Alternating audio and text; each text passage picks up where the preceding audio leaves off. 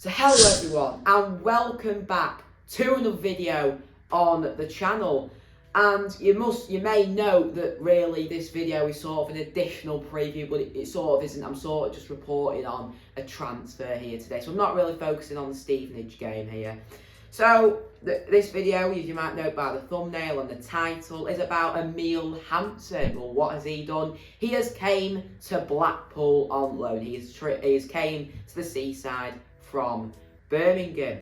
So it's a season-long loan from Birmingham City, and I must say we've just found out that he's worth 1.3 million. His stats last season, we learned, was 24 matches and 2 goals. So really, it's an interesting one because there's some Facebook comments I want to get into after the signing was announced. So the first one of these Facebook comments was from David. He said, "Bruce ain't daft. Blackpool have got a cracking player there if he gets his fitness sorted out." So what do I take from that? A bit of fitness issues there, maybe a few injuries. And then from the next comment we find out from Ashley. "Be interesting to see if he stays fit." Once again, something to do with fitness. And then from Stuart, "Good player, but bad luck with injuries." And he also said he thinks a loan will be good for him. So what I take from that really is that he's got some fitness issues. Maybe Birmingham is sending him to Blackpool really to sort himself out. And maybe if he does, early in the season, they'll recall him in January, which really would be ideal for Blackpool because then we'd have to go out and purchase probably yet another winger. It's also worth noting he is a left winger, so not really covering for Raptors. He was a right winger, but we will see with CJ Hamilton out, he might be a good filling player. Probably CJ will probably be back by January. I expect late September, so maybe it's good timing. But however, I do want to get into the club statement. So Blackpool bring in Hansson is the title. So by Blackpool FC, Blackpool Football Club is delighted to announce the signing of Emil Hansson on the season-long loan deal from Birmingham City. Hansson joins Steve Bruce's side on the back of a successful debut season in English football last time out, securing promotion with Birmingham to the Championship with a record points total. Born in Norway, Hansson brings a wealth of football experience from across Europe to Bluefield Road.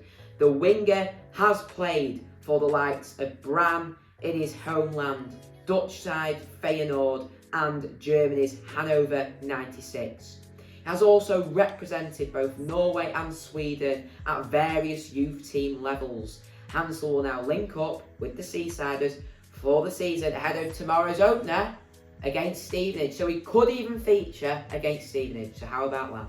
So also, what I want to point out is he's 27 years of age.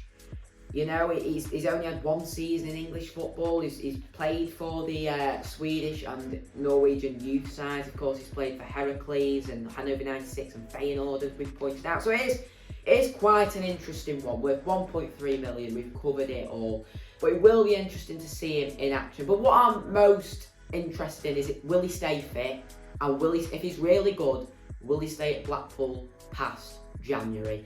So anyway, that's all I'm going to say, and I'm going to now give you the interview he did with Blackpool FC. Well, just tell us firstly how it feels to sit here now that everything's over the line and done. No, it feels good, and I'm looking forward for the season to start. What was the thing that attracted you here to Blackpool? Mainly it must be the gaffer. I had good conversations with him and how he views me as a player and how he wants to help me to develop as a player and obviously to come here and show myself.